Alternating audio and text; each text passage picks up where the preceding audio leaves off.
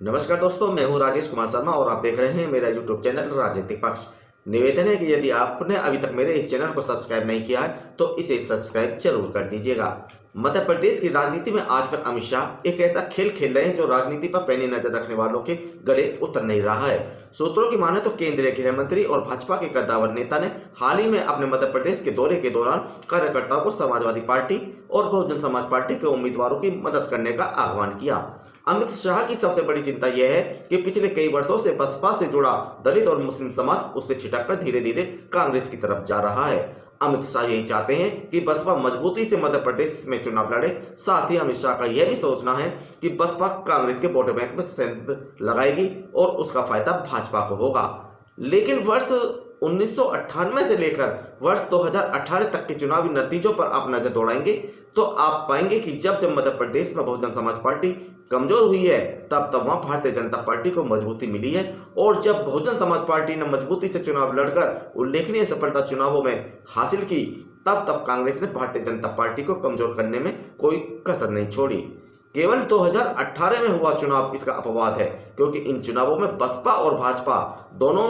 की ही सीटों में कमी आई। लेकिन 2003, 2008 और 2013 में हुए मध्य प्रदेश के विधानसभा चुनाव के नतीजे तो यही कहते हैं कि मध्य प्रदेश में जब बसपा मजबूत हुई है तो उसका फायदा कांग्रेस को मिला है, और जब बसपा यहाँ कमजोर हुई है तो उसका लाभ भारतीय जनता पार्टी ने जमकर उठाया है। लेकिन यहाँ तो भाजपा कार्यकर्ताओं को अमित शाह जी बसपा और सपा के उम्मीदवारों की मदद करने का आह्वान कर रहे हैं। दोस्तों, अमित शाह और अपने प्रधानमंत्री नरेंद्र मोदी राजनीति के चतुर खिलाड़ी हैं। उनकी रणनीति को हल्के में लिया नहीं जा सकता, लेकिन कहीं न कहीं अमित शाह द्वारा बसपा और सपा के उम्मीदवारों की मदद करने की बात कहना इस ओर इशारा कर रहा है कि उनको ही लगता है कि 2018 में जब विधानसभा के चुनाव हुए थे तो बसपा का वोट बैंक खिसक कर कांग्रेस की तरफ चला गया, जो उनकी पार्टी की हार का कारण बना। लेकिन दोस्तों, एक सच्चाई और है जो भारतीय जनता पार्टी के लिए थोड़ी कड़वी जरूर है लेकिन हकीकत है, और इस बार के चुनावों में भाजपा के यही रणनीतिकार इस हकीकत से मुंह मोड़े बैठे हैं। और दोस्तों, यह कड़वी हकीकत यह है कि इस बार न केवल बहुजन समाज पार्टी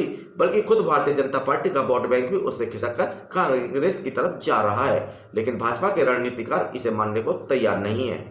पिछले 2-3 महीनों के दौरान कई चुनावी सर्वे हमारे सामने आए, आप उनका ही आकलन कर लीजिए, पता चल जाएगा कि बसपा के साथ साथ भाजपा के वोट बैंक में भी कांग्रेस धीरे धीरे सेंध लगा रही है। लेकिन यह अमित शाह को चिंता अपने वोट बैंक में लग रही सेंध से नहीं है। शायद भाजपा के रणनीतिकारों को यह विश्वास हो चला है कि उससे छिटक रहा मतदाता जो कांग्रेस की तरफ जा रहा है वह वापस आने वाला नहीं है, इसीलिए वे बसपा और समाजवादी पार्टी के कंधे पर बंदूक रखकर चलाना चाहते हैं।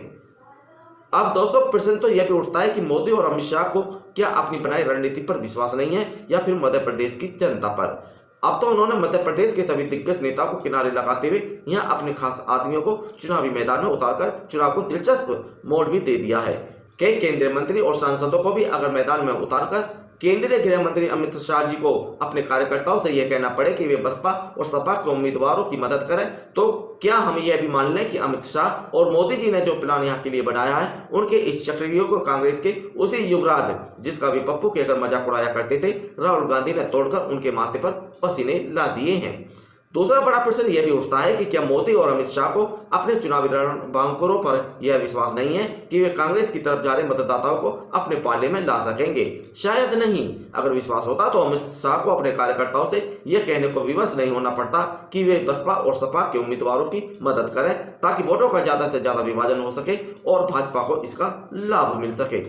लेकिन दोस्तों, यहाँ मुझे सबसे ज्यादा हैरानी तो इस बात को लेकर हुई कि अमित शाह जी और उनको सलाह देने वाले भाजपाइयों ने शायद 2003, 2008 और 2013 में हुए मध्य प्रदेश विधानसभा चुनाव के नतीजों से कोई सबक नहीं सीखा। क्या ये भी सकते हैं कि भाजपा के इन रणनीतिकारों ने इन नतीजों पर शायद ज्यादा माथापच्ची ना की हो। अगर मध्य प्रदेश के लिए चुनावी रणनीति बनाने वाले मोदी और शाह के सिपाही यदि पिछले 5 बार के विधानसभा चुनावों के आंकड़ों का गंभीरता से अध्ययन कर लेते तो कम से कम वे सच्चाई से तो अवगत हो जाते। उन्हें पता चल जाता कि जिस बसपा को मजबूत करके वे कांग्रेस को पराजित करना चाहते हैं वही बसपा जब मध्य प्रदेश में कमजोर पड़ी है उसका लाभ भारतीय जनता पार्टी को मिला है, और जब बसपा ने चुनावों में अपना प्रभाव छोड़ा है तब यहाँ कांग्रेस को आगे बढ़ने से कोई रोक नहीं सका। दोस्तों आगे बढ़ने से पहले मैं फिर कहता हूं कि मैं यह दावा नहीं करता कि अमित शाह ने भाजपा कार्यकर्ताओं को बसपा सपा के उम्मीदवारों की मदद करने का आह्वान किया है। मैं केवल सूत्रों और विभिन्न समाचार पत्रों में प्रकाशित खबर के हवाले से आपको यह अवगत करा रहा हूं। और अगर इस खबर में सच्चाई है तो हम यह भी कह सकते हैं कि अमित शाह और उनके सलाहकारों को शायद यह अंदेशा हो चला है कि इस बार मध्य प्रदेश की जनता पर न तो मोदी और शाह का जादू चल रहा है और न ही मुख्यमंत्री शिवराज सिंह चौहान सहित भाजपा के अन्य दिग्गज नेताओं का, चाहे इन नेताओं में केंद्रीय मंत्री नरेंद्र सिंह तोमर हो या फिर दूसरे केंद्रीय मंत्री ज्योतिरादित्य सिंधिया हो। सच तो यह है दोस्तों कि भाजपा की स्थिति मध्य प्रदेश में इसलिए अच्छी नहीं है क्योंकि यहाँ भाजपा के वोट बैंक में कांग्रेस ने सेंध लगा दी है। जो भाजपा यह सोचे बैठी है कि बसपा के उठान से कांग्रेस को कमजोर करके फिर से मध्य प्रदेश की सत्ता हथियाई जा सकती है, फिर से भारी गलती कर रही है,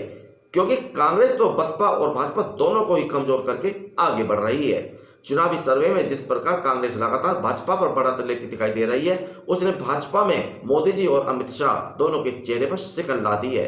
मोदी और अमित शाह दोनों अच्छी तरह जानते हैं कि बेशक आज भाजपा में उनकी मर्जी के बिना पत्ता भी नहीं हिलता है, लेकिन मध्य प्रदेश जैसे विशाल राज्य में चुनाव को लेकर अगर उनकी रणनीति फेल हो गई तो भाजपा में उनके खिलाफ जब बगावत की आवाज उठनी शुरू होंगी तो उसे दबाना उनके लिए आसान नहीं होगा। अब मोदी और अमित शाह दोनों मध्य प्रदेश में फिर से भाजपा की सरकार तो देखना चाहते हैं, लेकिन जिस बसपा का सहारा लेकर अमित शाह भाजपा को सत्ता तक पहुंचाने का रास्ता खोज रहे हैं, तो मैं आपको बता दूं कि मध्य प्रदेश में जब जब बसपा कमजोर हुई है उसका फायदा भारतीय जनता पार्टी को मिला है। इसके विपरीत जब जब बसपा ने यहाँ विधानसभा चुनावों में अच्छा प्रदर्शन किया तब तब भाजपा का या तो वोट बैंक घटा या फिर उसकी सीटों की संख्या में कमी आई।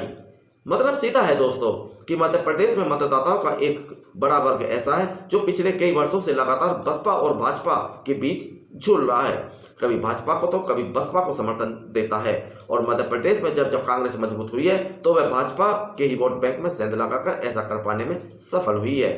तो ऐसे में अगर अमित शाह अपने कार्यकर्ताओं से यदि बसपा उम्मीदवारों की मदद करने का आह्वान करते हैं तो यह कदम निश्चित रूप से उनका यह बयान भारतीय जनता पार्टी को ही नुकसान पहुंचाएगा। मेरे इस बात का आप भी समर्थन करेंगे, इसके लिए मैं आपको 1998 में मध्य प्रदेश में हुए विधानसभा चुनाव नतीजों पर ले चलता हूं। 1998 में बसपा के 11 उम्मीदवार जीतकर विधानसभा पहुंचे थे और वहां सरकार कांग्रेस ने बनाई थी, जबकि वर्ष 2003 के चुनाव में बसपा 11 सीटों से घटकर 2 सीटों पर आ गई तो भारतीय जनता पार्टी ने यहाँ कांग्रेस से सत्ता छीन ली, यानी बसपा गर्त में गई तो फायदा भाजपा को हुआ।